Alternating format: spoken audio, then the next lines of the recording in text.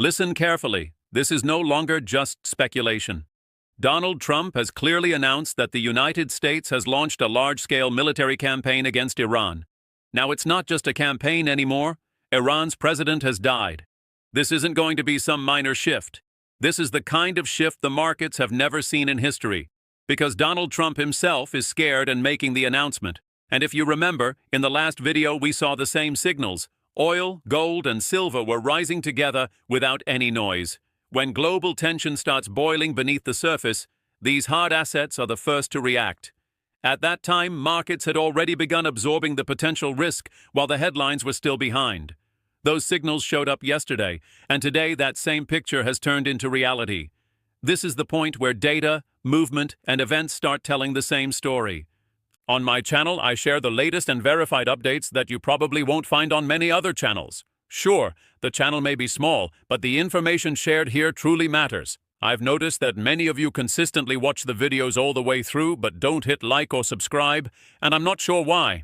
Try not to do that, friends. And also let me know where you're watching my videos from. Right now, something has shifted.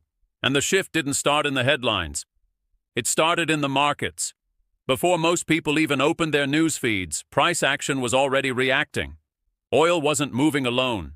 Gold didn't spike by itself. Silver didn't drift randomly. They moved together, tightly, deliberately, like systems responding to pressure before the public narrative caught up. And when multiple hard assets start moving in sync, it's rarely noise.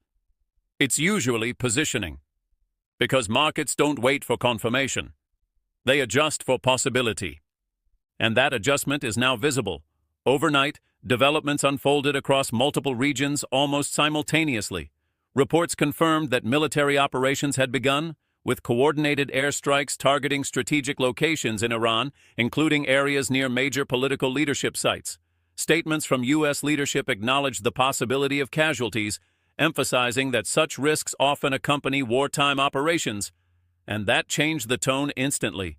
Because once operations move from rhetoric to action, the reaction doesn't stay contained to one country. It spreads. Iran responded with ballistic missile launches targeting U.S. bases across Bahrain, Qatar, Abu Dhabi, Kuwait, and Saudi Arabia, 5 separate locations. Retaliatory strikes toward Israel followed soon after. Several Gulf states moved to shut down airspace. Officials indicated that operations could continue for days rather than hours, and suddenly this wasn't a headline. It was a sequence. At the same time, regional actors began repositioning. Statements emerged about regime-level objectives. Shipping routes faced uncertainty. The Strait of Hormuz, one of the most critical energy choke points in the world, saw major oil companies suspend shipments. And markets noticed. Because when supply routes are questioned, risk premiums don't wait. They expand.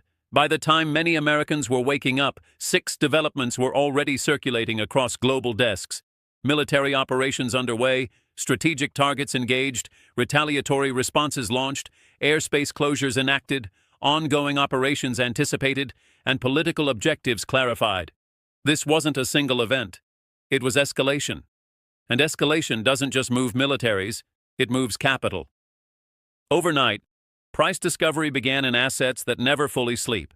Tokenized gold markets surged, with physically backed digital gold briefly trading near $5,600 per ounce before stabilizing closer to $5,400.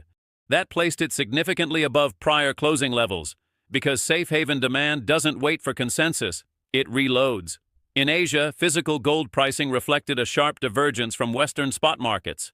Local quotations implied values translating above $5,500 per ounce, creating a premium of roughly $280 compared to Western pricing benchmarks.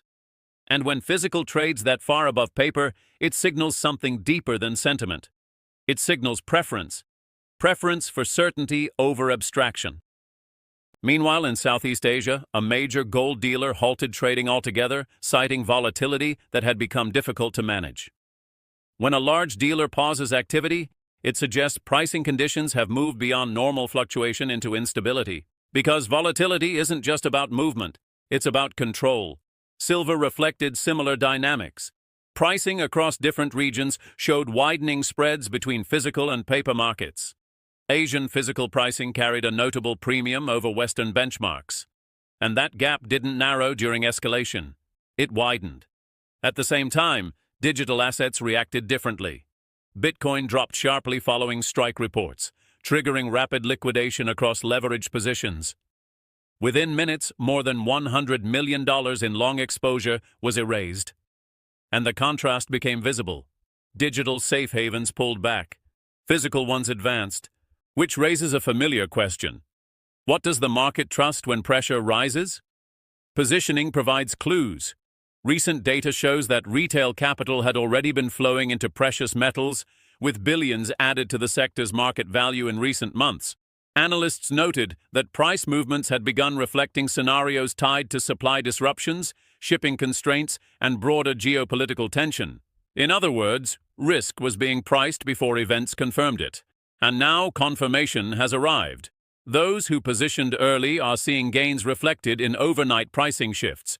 Those who waited for clarity are now observing markets that have already adjusted, because markets lead. Headlines follow. And nowhere is that dynamic more visible than in silver. Recent exchange data shows inventory changes within registered and eligible holdings. Total reserves remain substantial, yet shifts in classification reveal movement beneath the surface. Open interest in silver futures has declined sharply over the past month, even as prices climbed, which suggests participation has narrowed, not expanded. Lease rates have risen steadily over multiple sessions, while swap positioning reflects increasing pressure. These signals began forming before escalation entered the news cycle. Because stress doesn't start with headlines, it starts with availability. Reports from Asia indicated industrial buyers were willing to pay elevated premiums for high-purity silver, reflecting demand for delivery certainty rather than price efficiency. And when delivery certainty commands a premium, the system is signaling strain. All of this was building before military developments accelerated, which means positioning didn't react. It anticipated. And that anticipation is now colliding with reality. Because when geopolitical escalation aligns with structural market stress, adjustments rarely remain contained to one asset class. They ripple across metals, across currencies, across risk systems, and with multiple catalysts now active, military tension, supply uncertainty, capital reallocation, and regional disruption, the next phase may depend less on what has happened and more on how long it continues. Which brings us to the question now facing global markets. What happens when Western trading opens and price discovery fully resumes?